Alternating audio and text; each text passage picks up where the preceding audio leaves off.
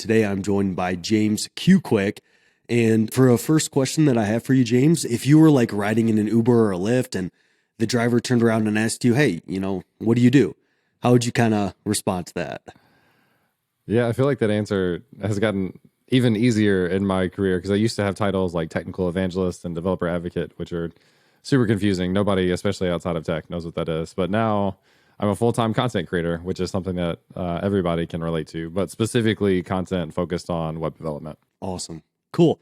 And in particular, I know I've been watching James's content for a long time, and he's done a really good job of just continuously improving his content as well. Like I would say, especially recently, like just the video quality and all that has been really good. So definitely would recommend checking out James's YouTube channel, and we'll talk about other places you can find him here later on. But he did recently have a video kind of covering JavaScript trends for 2023, and that's going to kind of be the topic of discussion today. And one trend in particular, I think it was the first trend you talked about, was writing less JavaScript. And for this channel, we kind of talk about learning JavaScript and stuff like that. So I think that will be of particular interest.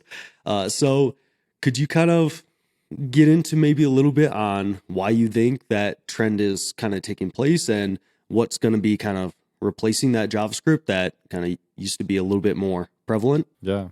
The first answer is kind of a cop-out. So people will probably be picky about this, which is totally fine. But the first answer is TypeScript instead of JavaScript. So TypeScript, for people who don't know, is a superset of JavaScript. It gives basically strong typings like you're used to in languages like C# and Java and that sort of stuff in JavaScript. And the first intro I had to TypeScript was actually with Angular 2 plus. So there was Angular JS, and then Angular kind of made this big transition to Angular 2, 4, and now they're up to like 15 or something. But that was the first framework that had TypeScript built in. Like it just, like if you created an Angular project, you got TypeScript. And I think it was a little ahead of its time at that point, because now, like years down the road, every framework, if it's not default, it has like a configuration option when you create the project to add TypeScript. So in the last year, I have gotten to the point where I don't like doing anything without TypeScript. So any project that I create, I will always use TypeScript. More and more friends of mine, more and more people on Twitter and Discord, they're saying the exact same thing. So TypeScript is really continuing to grow in popularity. And so technically, again, people will kind of like probably be annoyed at this first take, but technically people will be writing more TypeScript than JavaScript itself going forward. Or those numbers will kind of continue to shift. Mm-hmm. And I definitely see the comments right now of people getting technical with it, and I'm sure you probably got that in your video and stuff. But I would definitely agree in which I personally, like when I first started using TypeScript, I was kind of like, oh my gosh, there's kind of definitely more that goes into it, and there are some kind of complex things. It's not, some people will kind of just be like, oh, just learn TypeScript, and there's a little bit more to it to that when you kind of get into some more advanced things with generics and stuff like that. But once I kind of got the hang of it and, got through those initial type errors and the annoyance of kind of working through all those, I definitely really like it. And are there particular benefits that you like from having TypeScript, and kind of the things that, or the reasons why you see things kind of going that route? Yeah, it's all the standard stuff, but it's like the IntelliSense and auto completion for like I'm working with some object and I want to know exactly what functions it has that I can call, what properties it has that I can access.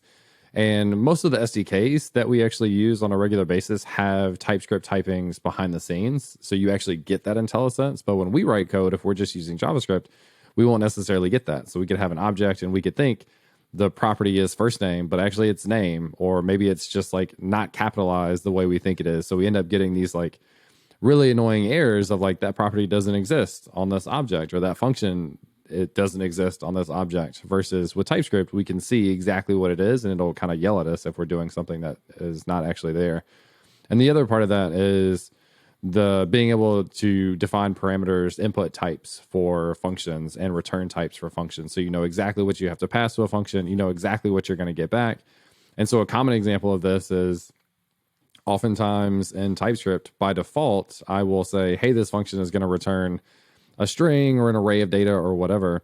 but it's actually an asynchronous function. So it's marked with async, which means that thing has to return a promise, not actual data. So that actually will catch me every time. It says like, you can't just return the data. You have to return a promise that has that data inside of it. So I think it helps catch a ton of that stuff that with regular JavaScript we would never see until you actually run the code, and maybe you get a log in the browser, or maybe you get an error like on the server or wherever it is, but you have to go and actually run the code to find it, versus TypeScript helps you find all that stuff kind of as you're writing the code. Yep, absolutely agree. And in our production application for my full-time job, we just use JavaScript. And I just had an error the other day in which there was a bug that stems from an asynchronous function, thinking it returns something else, but it actually returns a promise. And in JavaScript, the way to kind of figure that out is either you could use a debugger, but I was just const logging the return value, and I was like, okay, this is actually a promise. And that was the root of the thing. And TypeScript's really good about kind of preventing those errors. And you might have a little bit more kind of upfront development time with TypeScript, with defining your types and kind of putting in some of that things in place. But I think over the long term, it actually can speed up development time, because you kind of miss out on this whole host of bugs that kind of are prevalent in JavaScript programs. So really like that one there. And then I totally agree with that as well, that TypeScript is going to become more and more prevalent, leading to less just pure JavaScript written. And you kind of, in this point, you also mentioned GitHub Copilot, and I haven't personally played around with GitHub Copilot much, but I know other developers that have used it, and, you know, half the time it's like, wow, this is really crazy. And then half the time it's like, wow, there's some security vulnerabilities and different bugs that it can introduce. What has kind of been your experience with GitHub Copilot? Yeah. So GitHub Copilot, for people who maybe haven't seen it, is an extension that you can add in VS Code, for example, and probably other editors, although I spent all of my time in VS Code. And it will just kind of suggest code snippets for you. So it's basically like looked at all these different repositories on GitHub, and it knows code around different topics. And I feel like that sounds super vague, and it is, but like as you start typing stuff, or if you tell it like in a comment, I need a function that will do this, it can go ahead and create code for you. And so I've always been super skeptical of tools like that. Like I've used a few different things in the last couple of years where it kind of promises to do the same thing, and they were just never that good. I felt like for me, I spent as much time changing or fixing or augmenting the stuff that it generated for me as I would to just write the code myself. And there would be use cases where it's like, okay, maybe I just don't know how to do this at all. Maybe it could help me then. But then I also then, to your point, have to go back and verify it and that sort of stuff. And so I was always skeptical of that. I even created a video saying like, basically, I don't care about GitHub Copilot at first, because I don't think it can be good enough. And then everybody, similar to TypeScript, everybody I heard that used GitHub Copilot raved about it. And I figured it was worth actually looking into. And it was miles beyond anything I ever expected. Like I would assume that it could do basic stuff like, hey, I want you to like create state in React that'll manage this thing, and then I can update it with a function. Like if you could say that, like that's great. But it was giving me like IntelliSense for stuff that I wasn't giving it context for, and like nailing it. Things that I would have thought were not like super complicated use cases, but again, I wasn't providing a ton of context for it to be able to generate code snippets. So I was blown away. It was really like I said, miles beyond anything I expected. And the downside for me is I create so much content.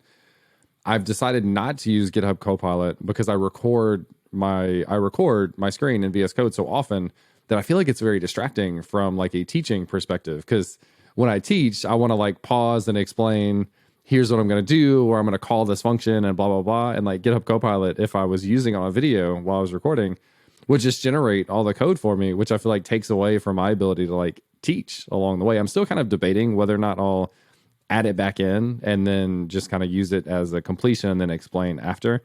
But for now, I've decided it's like a little too distracting. I want to be able to take my time and explain more, which makes me really sad because I don't get to use it now on a regular basis. Oh, that's pretty wild. I think I originally felt the same way as you did. Like almost these tools just end up slowing you down because you have to go back and fix everything, and it just is clunky and it doesn't work well. But I haven't used it recently to kind of have the newer experience of like, wow, this is like, is it fair to say kind of like super advanced autocomplete, to where you kind of start typing things out and it just kind of gives a suggestion on, hey, this is kind of what you should do here. Yep, absolutely. And then they also have where you can not just get autocomplete, but you can tell it in a comment, for example. Like here's a good example is I want a regex that will do X, Y, and Z. So regex historically, including myself, is something like most of us don't actually know how to write, more even less like understand. Like I understand the idea of regex. I've never used it enough to like write my own on a consistent basis and really understand. Like I'd have to really go and dig into what it's doing. So you can leave a comment that says like, I need a regex that will verify an email or verify a password that has this many total characters at least, exclamation or a special character, like whatever. Like it can do that stuff for you with the context that you can give it. So that's pretty mind blowing. And then I think I mentioned like the two things in that video. Well, the first was GitHub Copilot, and then on top of that now, and this is something I'm getting more and more interested in every single day, is ChatGPT. So ChatGPT seemed like, again, one of those things where it was like people were talking about it, and they were talking about it a little too excitedly to the point where I was like almost skeptical. And things I think about in this realm was like when Web3 got like super popular, now it's not as big of a topic now. Like NFTs were huge. I remember when I worked at Microsoft, the HoloLens was going to change the world, and it like just hasn't. Like it really hasn't done very much as far as I'm concerned. So I had this like skeptical sense of what ChatGPT could do, and I decided to use it for the first time for actually a sponsored video on my channel, which is from Hostinger, which is a hosting platform primarily for WordPress. You can host like static sites and stuff there too. So I was going to use it to just generate like a resume website. And so I would go through and say, hey, can you generate a resume page with HTML, CSS, and JavaScript? It would give me some code, and I would say, okay, well, I want to actually I want to have a header and kind of a subheader thing for each category. So like, here's my experience, here's my education. I want to have an email link at the top for my email address. I want to have an actual header that's separated from the rest of the content. I want to then do like two columns, one that has like skills on the right, and the other is like the traditional list of experience.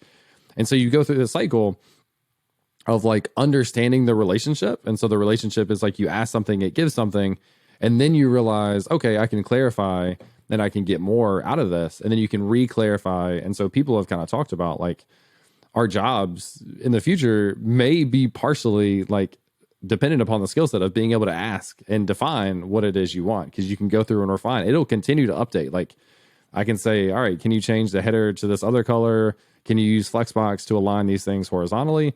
It'll go through and update like that specific section of code. So that in and of itself was pretty mind blowing. And then I started looking at like, okay, how could I potentially use this for other things? And so one of the things I looked at was, as I create YouTube videos, the hardest thing is coming up with like a compelling title, for example. And so I said like, all right, ChatGPT, here's a video that I have on this topic. Can you give me like 10 to 20 different alternative titles? And it gave me like really, really good alternate titles for these YouTube videos. And so I recently have announced that I'm working on a course with Astro, which is, maybe gets into this conversation in a little bit, but one of my favorite newer frameworks. And I was thinking like I'd kind of done a quick outline myself of like, here's the things I want to cover. And so I asked ChatGPT, like, can you give me an outline for an Astro course? Again, like there's no context that I'm able to give it. It's not looking at a repository of my own. It's just out there on the web, however it works. I don't know. And it gave me like a very similar outline to what I had created myself. So I'm starting to look at ChatGPT as like, anytime I lack creativity or don't know where to start, like it feels like it can give me that place to start. And again, going through that cycle of refinement, it can get better and better, but also I get better and better about understanding what it's capable of and how to ask the questions to get more and more out of it. So I'm like really blown away about it. This is a topic that I still don't actually know much about, like from a technical perspective behind the scenes, how it works, but it's super, super interesting for me. I feel the exact same way about ChatGPT. One of the coolest things about it is how it retains the context of your conversation. So like, as you said, if you ask it to create a navigation menu or something like that, and say, it uses floats or some older technology to kind of do that, well, you can just be like, hey, update this to use Flexbox or CSS Grid or something like that. And on command, it's like, hey, I know what he's talking about here. So that is super interesting. And I think, for this podcast, I'll have to ask it to generate some titles for Yeah. YouTube and stuff and see what it comes up with. So yeah, I totally agree there. And I think this conversation is naturally leading into, is this bad for people learning to code and learning JavaScript, and will it replace things? But before I get to that point, let's first kind of go over, I think you also mentioned kind of within this writing less JavaScript, you kind of mentioned SaaS platforms and different things like that. Could you maybe speak to kind of where you're seeing that trend going? This is something I've been like really passionate about, like a simple idea of like, there are some people out there that are really big purists, which is totally fine, of code. So they don't want to use a SaaS platform. They don't want to use a BaaS platform, which is like specifically what I referenced, I think, in that video. BaaS would be backend as a service. So instead of writing all the code for authentication and interacting with databases and real-time socket connections and like all these things that you're probably going to have in applications, but instead of writing that all yourself from scratch, you can use a backend as a service that takes care of a lot of that stuff for you. And so again, some people are like, no, I want to do all that myself. I'm the kind of person that I just want to get stuff done. Like, I want to build stuff. That's the thing that interests me most. So a couple of examples of that. Firebase is like the kind of oldest one that most people have probably heard of, or like heard of more than these others that I'll mention. But Firebase is created by Google, owned by Google. It's closed source, so it's not open source. And so we've seen this kind of trend recently of more and more alternatives coming out to that. So one of my favorites is Supabase. It's just branded as a 100% open source Firebase alternative. Instead of a proprietary database, it's built on top of Postgres, which I don't have specific experience with Postgres, but like if people did, you can just do regular Postgres-y things that you're used to and not have to learn something proprietary like you would with Google. And then another one that I've been looking at more recently, and I'm actually doing some sponsor content with them that I'm really excited about, is AppWrite. So same sort of idea, again, authentication, database, real time, like all these different things. But I love that it's able to take care of that stuff for me, which means I get to focus on actually building things. So one of the ideas that I just mentioned to their team this morning is I'm going to do a stream in a couple of days using Next.js and Cloudinary to do a meme generator. So my friend Colby Fayok works at Cloudinary. He created a package for Next.js. He did a meme generator thing, and I was looking at it, I was like, this is like very similar to something I wanted to do a while ago, where I used to take these freeze frames of my videos. So when you edit a video and then you pause it to edit, like to do whatever, it sits on a random freeze frame of you, which is usually like pretty awkward. So I thought it would be entertaining to just share those on Twitter and say like, what do you think I'm talking about? Or like whatever kind of comment you want to make. So I want to turn that into like a JQQ meme generator app. And the idea is like to use Cloudinary because it can add text overlays and stuff, but then also use AppWrite to do authentication, save the URL for the images so that people can go back and see through the history of the images and stuff like that. So anyway, again, those are like two tools combined. That means I have a lot less code to write myself. And so moral of the story is, back to the original conversation, is those sort of platforms taking care of more of the code for you means we are inevitably having to write less TypeScript or less JavaScript because they're doing a lot of the stuff for us. Yep, absolutely. And I think that there's probably a future in which these tools are getting better and better and providing you with a ton of great out of the box solutions. I remember when like Auth0 like first came out, and there's like just some very easy ways to do authentication. I think you might have some older videos about Auth0 and stuff like that as well. Yeah. But that stuff came out of the gate, and it just prevented all this boilerplate that you would kind of have to do for authentication and stuff for your apps. And it seems like there's more and more of this coming out, and with kind of ChatGPT and GitHub Copilot and these other tools, I could definitely see how these kind of SaaS platforms are now going to leverage some of this artificial intelligence and other things to make even better tools and make things even more out of the box. So I definitely agree with this trend. There's already some examples of that, by the way. Like, I feel like every day I see a new product that launched some sort of AI feature, and one that comes to mind is another one of my favorite database products, which is Zeta. So it's built on top of Postgres behind the scenes, but they abstract that away and they give you a visual interface in the browser for that. So you get like a serverless database. So you can say, hey, just give me a database in this region, and they spin it up for you. You can create your data models like right inside of the GUI. You can then, they have like tools to auto generate TypeScript types for your database using their CLI that you can include in your code, going back to like loving TypeScript. And so they've just added some AI features recently that I'm going to do a video on in the next couple of weeks. So I got to do some research and kind of learn more about that. But I feel like more and more products are saying like, hey, we just launched this new feature which takes advantage of I forget what the like underlying API is, what it's called behind ChatGPT. I think it's like GPT-3 or something.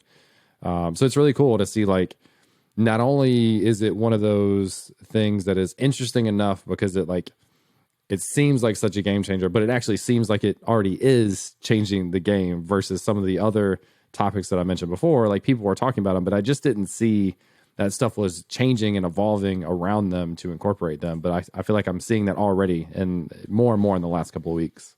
Yep, absolutely. I think that with some of the things you mentioned prior, when it comes to like NFTs and certain like cryptocurrencies and Web3, it was hard for me to kind of see like, okay, where's this practically being used? But now with artificial intelligence and some of these things that we've been talking about, you are seeing real life applications where these are coming out and just increasing developer productivity and just improving how we do things overall. So I'm totally on board with this trend. And I think that this covers most of the reasons that someone might write less JavaScript. I think SaaS platforms, ChatGPT, GitHub Copilot, and just more of a prevalence of TypeScript.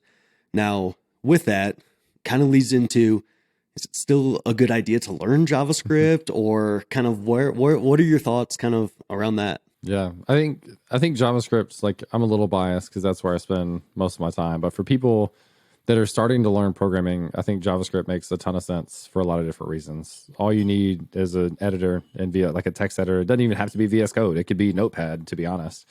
The fact that it runs in the browser, the fact that you can like actually run a line of code in the browser is really nice. The amount of resources that are out there that can teach you in the browser, things like Free Code Camp and others that have tutorials and stuff in the browser. It's just so accessible. There's so many tutorials. There's so many different free resources. There's so many cheap resources. And then there's so many premium resources to learn.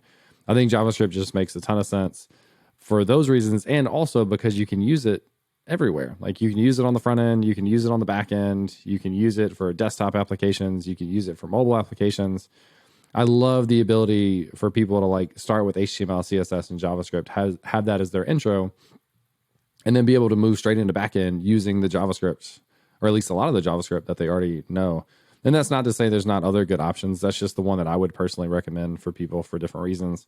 But I also think like people have this question, is AI going to take away like our developer jobs? And I think that's not true. Like as mind blowing as some of the things that I've talked about are for me, it still doesn't replace the fact of two things. Like I have to know what questions to ask. So we talked about like CSS. Hey, I want you to use Flexbox. Well, if you don't know CSS, you can't tell it to use Flexbox because you don't know what Flexbox is, right? And in JavaScript, I forget what the example that we had earlier was, but you can't tell it to do it this way versus that way because you don't know the difference if you don't know JavaScript. So I think you still have to be there to like know how to ask questions. You still have to be able to validate the stuff that it spits out for you. And the reality is it doesn't replace everything, right? Like it can certainly be tremendously impactful in certain use cases, but similar to how I see the BaaS platforms, the backend as a service platforms, they do a lot of work for you so that you can spend your time focusing on other things. So I think this just like, instead of us being replaced as developers by AI, I think we now become that much more powerful and efficient as developers because we have these sets of tools around us that can help take care of pieces for us so that we can focus on these other pieces that like really make the difference at the end of the day. So I'm not scared, like I said, of like that replacing jobs. I think it augments our jobs. I think we potentially kind of like change the way we build applications and ask questions and stuff. And I think learning how to ask those questions is a big deal, but I don't think it replaces our jobs. And I think JavaScript is still, for the introductory reasons that I mentioned earlier, is still one of the best places to start and one of the best places to continue, like even for a mid and senior level developer. Again, the amount of opportunities out there for JavaScript, I think, are tremendous. So I still think it's a huge, huge factor in the web development ecosystem in general, but also just like programming as a whole. Yep, I absolutely agree as well. I'm of course biased as my expertise is front end development and focused on JavaScript and stuff like that. But I definitely agree, and I think that yes, these different tools that we've talked about, like ChatGPT and GitHub Copilot, they're definitely going to make a single developer more productive and increase their output. Which, in some sense, if one developer is now able to do twice as much work, well, a team might need less developers. But on the other hand, with all this kind of artificial intelligence and these new technologies, I foresee a ton of different companies being started up and built, and a lot of different kind of job opportunities coming, and also maybe some different types of jobs to where, like you kind of mentioned before, a developer's job might turn into kind of talking with ChatGPT on giving it context and asking it to do different things in different ways. And there could be some different jobs that stem off of that. So I think that it will absolutely make developers more productive, but there's probably a lot more jobs that are going to stem off from this and come about in the kind of artificial intelligence revolution, so to speak. And I think that for the foreseeable future, a person that's good at programming and developing isn't going to need to be too worried about things just being totally taken over here in the near future. Yeah. I love the call out for the new jobs and companies. So there's a couple of really cool examples recently. Hassan, who works he's a developer advocate at Vercel, created a website called restorephotos.io. And it basically takes a blurry photo and it uses an already existing like AI API. So it's built on AI, but it's specifically trained for this purpose of restoring photos. And so he created this, basically a demo app over a weekend, I think is the story. And it blew up to the point where he has 150,000 users on the site, or has had 150,000 users, which is wild.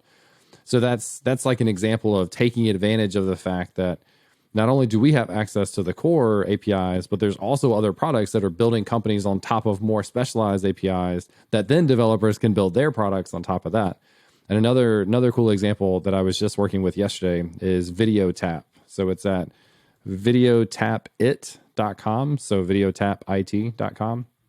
And this is from two of my friends, Chris and Otto, who both work at DigitalOcean. And Chris has created amazing developer tools and content and stuff for a very long time. And so he was working on a tool to take a YouTube video and transcribe that to a blog post. And I've used a couple of different tools in this realm. Contenda is another one that I've used, which does similar stuff. That's really good. But Chris and Otto have a really good knack for like adding the tools in the user interface to be able to like take whatever the output is and augment it to where it actually looks like a real blog post. So an example of this is like I gave it a link to a YouTube video yesterday. It generated a blog post which has headings, it has text, it has code snippets, it has a tool inside of it for an image generator. So you can actually scroll through the video and grab an image from that and embed that in the post. So an example is like I wanted to show not just the code, but actually the terminal with the output. So it wasn't going to be a code snippet. I wanted it to do an image, and I could just go right to that timestamp, grab that, and include it. And so the tools that they have, like on top of just what it automatically generates, means whatever they give me is already really good, but I can then edit it right in line and get exactly what I want, export it to Markdown, throw it in my site. And yesterday I did 2 blog post versions of YouTube videos and published them in 30 minutes. And so again, this is like an amazing use case of using something on top of something that's already on top of something to build a product that then creates enormous value for me personally. So those are the kind of things that I think we'll just see more and more of them. Again, companies are going to include AI something in their existing products. People are going to build new products. And I love that was like the takeaway or call out for you of like, this is just going to enable more and more people to build products. And I think that's an exciting thing. Absolutely. And I think I actually heard on a podcast this morning that there was like a record-breaking amount of money that just went into new artificial intelligence companies and different things like this. So I think that that's only going to continue to fuel the growth of this space. So yeah, awesome conversation here today, James. I really appreciate you coming on. We definitely didn't cover all the trends that you talked about in your video, so I'm going to recommend people head over to your channel and check that out. But if people are like, hey, this guy is a wealth of knowledge and want to learn more about kind of what you're doing online and what else you have going on, where should people go? Yeah, James Q Quick on most things. So I spent a lot of time on Twitter. YouTube is the same. TikTok, I've gotten more into the last year or so, creating like entertaining and educational videos. I enjoy the entertaining, like poking fun at the state of development and that sort of stuff. I do a lot of those. And so those are the big ones. I also run a Discord called Learn, Build, Teach. This has been a philosophy of mine for many years, where as developers, we spend tons of time learning because things are always changing. And then we use what we learn to build stuff. And then you teach other people how to do it too, for two different reasons. Selfishly, like teaching is one of the best ways to learn or to reinforce things that you have already learned. And then also you obviously benefit the community by creating resources out there for people to learn. So that's been a philosophy of mine for several years. Created the Discord a few years ago, and it's a ton of fun just having people there that are learning, building, and teaching, like asking questions, answering questions, sharing stuff that they've created. Anyway, so I love that. If you're interested in that, you can find it at learnbuildteach.com. And then for me specifically, just James Q Quick on most places. Awesome. Well, thank you so much for coming on today. I really appreciate it. Yeah, thanks for having me.